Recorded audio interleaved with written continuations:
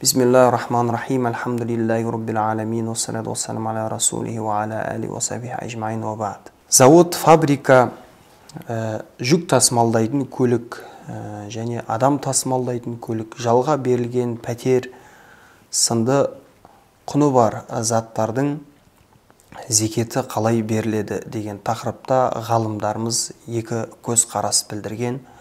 Бүгін қысқаша осы тақырыптарға тоқталамыз. Классикалық кітаптарда келгендей, бірінші топта ғалымдар адамның өзі тұрып атқан жалғыз үйі немесе мініп жүрген жалғыз көлігі, сондай-ақ табыс алып келіп жатқан қандай да бір кісінің, қандай да бір маман иесінің құралдары, станоктарынан зекет берілмейді деген. Ал екінші топта ғалымдар болса, бұл заттардың құны әжептәуір болғандықтан бұлардың да құнынан зекет беріледі деген.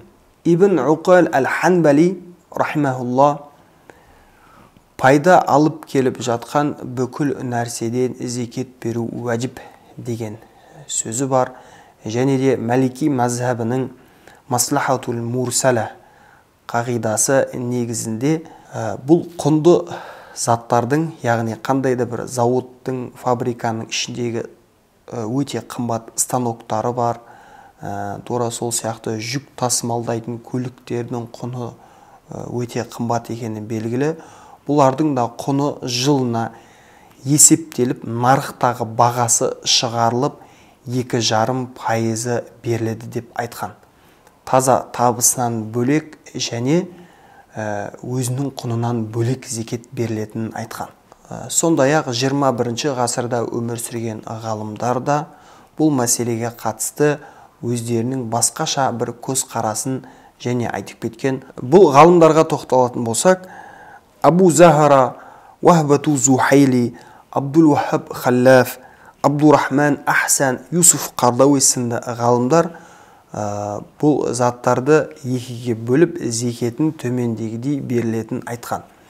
Бірінші, жылжымайтын мүлік және жылжитын мүлік деп екіге бөледі. Жылжымайтын мүліктің зекеті бұл дәнді дақылдардың зекетіне ұқсайды. Себебі еккен егіннің зекеті немесе табысы топырақтан берілмейді, ол шыққан өнімнен беріледі деп олар бұл завод фабриканың бүкіл шығындарын бәрін алып тастап, содан артылған ақшадан оннан бірін беретінін айтқан.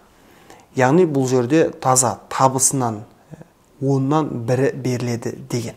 Яғни жоғарыдағы айтқан көзқарасқа ұқсамайды.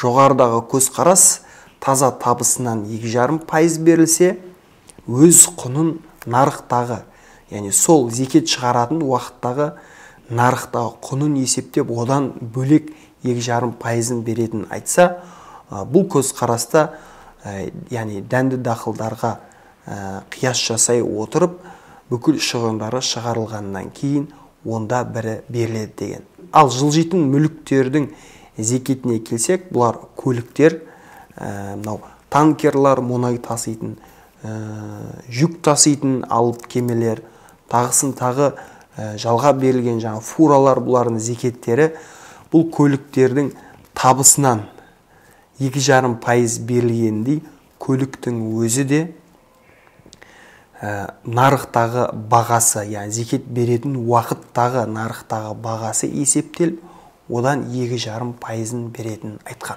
Адам баласының астында мініп жүрген жалғыз көлігінен зекет берілеме деген тақырыпқа келетін болсақ, Имам Али Қари Фатху Бабул Иная атты кітабында бұл мәселеге қатысты былай деген. Алла елші саллаллаху алейхи вассалам Бухари және Муслимде Абу Хурайрадан жеткен хадисте былай дейді. Ал-хайлу ли саласа. Адам көлікті 3 мақсатта мінеді. Вали ражулин ажрун, вали ражулин ситрун, ва аля ражулин визрун. Бірінші ол кісіге сауап алып келеді. Екінші кісіге бұл қорған болады. Ал үшінші кісіге күн алып келеді дейді. Яғни 3 түрлі мақсатта көлік болады дейді. فَأَمَّا الَّذِي لَهُ أَجْرٌ فرجل ربطها في سبيل الله وهي لذلك الرجل أجر. Бірінші, кімде-кім көлігін тек қана Алла ризалығы үшін, Алла ризалығына алып баратын істер үшін мінсе, қолданса, бұл көлік оған сауап алып келеді. وَرَجُلٌ رَبَطَهَا تغنيا وتعفوا ولم ينس حق الله في رقابها ولا ظهورها فهي له ستر. Ал екінші кісі өзгелерге қол жаймас үшін мұқтаждығын, қажеттілігін өтеу мақсатында бір көлігі болатын болса, бұл кісінің абыройын, мұсылманшылық қасиетін сақтау мақсатында алған бір көлігі болады дейді. Уәләху ситрун, қорған болады дейді хадисте. Ал үшінші, وَرَجُلٌ رَبَطَهَا فَخْرًا وَنِوَاءً فَهِيَ عَلَى ذَلِكَ وِزْرٌ. Ал кімде-кім мақтаныш үшін, өзгелермен бәсекелестікке түсу мақсатында көлік иемденген болса, бұл кісіге ол көлігі күнә алып келеді дейді. Хадистің соңында имам Али Қари рахмахуллах мынадай комментарий айтады. Хадисте келген Алланың алдында бұл мінген көлігінің хақсын, ақысын ұмытпау деген оның зекеті дейді. Пайғамбарымыз саллаллаху алейхи вассаламның саңлақ сахабалары өзінің астына мінген атының зекетін бергеніне байланысты хадистер жеткен. Соның бірі Дарақутнида келген хадисте Сайб ибн Язид радиаллаху анхудан келеді. Сайб ибн Язид радиаллаху анху бұл пайғамбарымыз саллаллаху алейхи вассалам соңғы қажылығын жасаған кезде әкесімен бірге қажылық жасаған жас сахаба болған. Ол кезде оның жасы 7-де болған айтылады. Хижри 3-ші жылы дүниеге келіп, хижри 91-де қайтыс болған айтылады. Тіпті пайғамбарымыз саллаллаху алейхи вассалам басынан сипап дұға жасаған сахабалардың қатарында. Тарихшылар айтады, бұл кісі қартайған кезде сақалы, шашы аппақ болатын дейді. Алайда пайғамбарымыз саллаллаху алейхи вассалам басынан сипаған жері қап-қара болып тұратын дейді. Бұл кісі мынандай бір хадис айтады.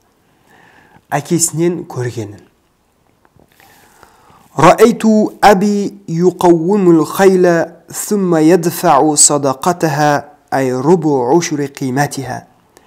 Әкем жыл сайын зекеттің уақыты келген кезде астындағы көлігін базарға алып барып құнын белгілеп, яғни нарықтағы құнын нақты белгілеп, яғни көлігі сол уақытта нешеге кететін бағасын біліп, үйге келіп дейді, яғни көлігін сатпай, атын сатпай, үйге келіп, үйден соның зекетін шығаратын дейді. Рубу ушри, яғни 2,5% дейді.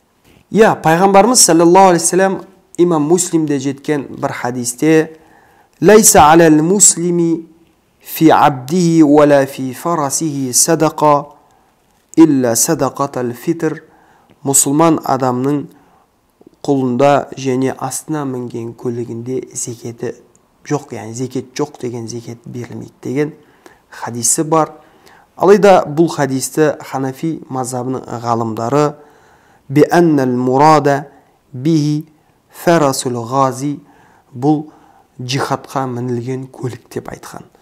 Сондықтан ауылда 40 қойы немесе 30 сиыры немесе 5 қана түйесі бар адамнан шариғат зекет алып жатқан кезде 400 керек десең 4000 қойдың құнынан асып түсетін жалғыз көлігі бар кісілердің зекет бермеуі, болмаса зекеті жоқ деген көз қарасты ұстануы бұл шариғаттың маслихатул мурсала қағидасы бойынша дұрыс емес.